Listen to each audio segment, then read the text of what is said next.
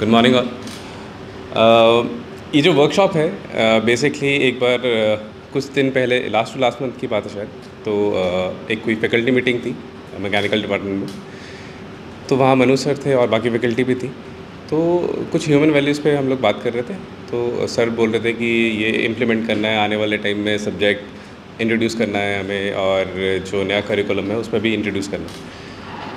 तो वहीं फिर सर को बात हुई तो सर से मैंने प्रपोज़ किया कि इस पर एक एफडीपी करा देते थे। मैंने ज़्यादा सोचा नहीं था, मैंने सोचा था कि ठीक है, मतलब एक जो कैरियर पॉइंट ऑफ व्यू से कि एक आपको ऑर्गेनाइज करना है कोर्स और कुछ पॉइंट्स रहेंगे तो वो हो जाएगा। और मुझे नहीं पता था कि सर ने एकदम से राजेश सर को बुलाया और मुझे बिठाया, बोलते इसके लिख दो, प्रपोजल लिख दो, ये बना दो। और मैं शाम को सोच रहा हूँ ये क्या हुआ अब तो इसमें मुझे सारा मैनेज करना पड़ेगा, मेल्स करनी पड़ेगी, बहुत सारा काम रहेगा। तो एफडीपी स्टार्ट होने से पहले तो मैं बहुत ज़्यादा टेंस था कि अच्छा हाँ इसमें बहुत 8 दिन बैठना। 8 दिन मैंने आज तक अपनी ज़िंदगी में मुझे लगता है कि 2 एफडीपी किए, तीसरा ही है। तो एफडीपी करना मैं कभी प्रेफर नहीं करता कि मेरे को लगता नहीं कि मेरे से होते हैं।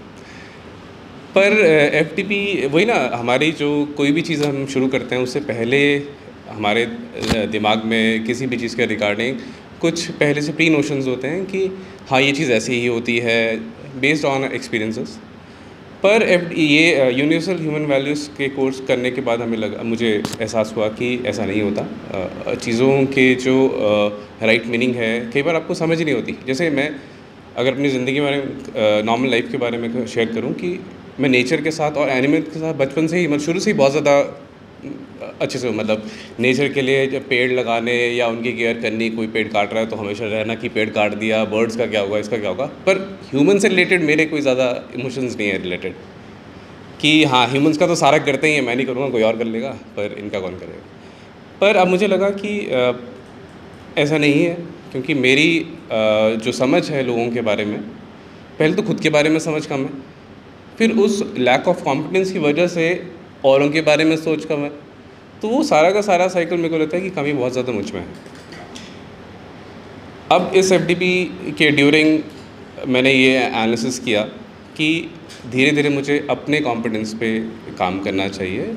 मैं मतलब कोई भी चीज़ बोलने से पहले बहुत कम सोचता हूँ, तो मुझे उस पर एम्फेसिस देना चाहिए ताकि मेरे जो विचार जो होते हैं मन में वो तो ठीक होते हैं, पर जो शब्द यूज़ होते हैं उस ड्यूरिंग में वो ठीक नहीं होते, जिसका मुझे एहसास कुछ 5 मिनट बाद होता है। तो अब 5 मिनट में तो बहुत कुछ बोल दिया होता है मैंने तो उसको ठीक करने के लिए फिर शाम तक वेट करना पड़ता है, शाम को फिर से जाके उसे अप्रोच करना पड़ता है कि मेरा मोटिव कुछ और था, मैंने कुछ और बोलना था। तो मैं अब इस वाले एफटीपी की हेल्प से, मतलब मुझे लगता है कि मैं थोड़ा सा थॉटफुल हुआ हूँ घर पे भी, क्योंकि जनरली क्या होता है कि जैसे हम ऑफिस से घर पहुँचते हैं, मैंने पहले भी शेयर किया है कि एग्जॉस्टेड हो आता हूँ कई बार, तो उतना टेम्परामेंट नहीं होता वैसा, और आपकी पेशेंस लेवल भी बहुत कम हो चुका होता है, तो रिएक्ट करने की टेंडेंसी बहुत ज़्यादा होती है। अब पिछले 2 दिन से, वैसे मैं बहुत ज़्यादा तो नहीं कहूँगा पर टाइम तो लग ही रहा है मुझे पता है पिछले 2 दिन से मैंने कोशिश की है कि थोड़ी देर रुकूँ, समझूँ, एनालाइज़ करूँ और उसके बाद रिस्पॉन्ड करूँ रेदर देन रिएक्ट करने के। तो आगे आने वाले टाइम के लिए मेरा मतलब खुद से यही कमिटमेंट रहेगा कि मतलब किसी भी सिचुएशन में रिएक्ट करने से पहले रिस्पॉन्ड करने की टेंडेंसी रहे।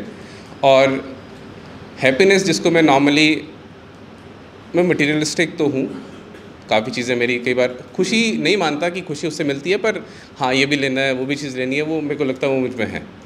तो वो चीज़ आने वाले टाइम में मैं चाहता हूँ कि थोड़ी कम रहे, और जो ट्रू हमारा जो सही तरीके हैं जिससे हैप्पीनेस कॉन्टीन्यूस मोड में हमें मिल सके, उनकी तरफ मैं अपने आप को अग्रसर कर पाऊँ। जी, थैंक यू।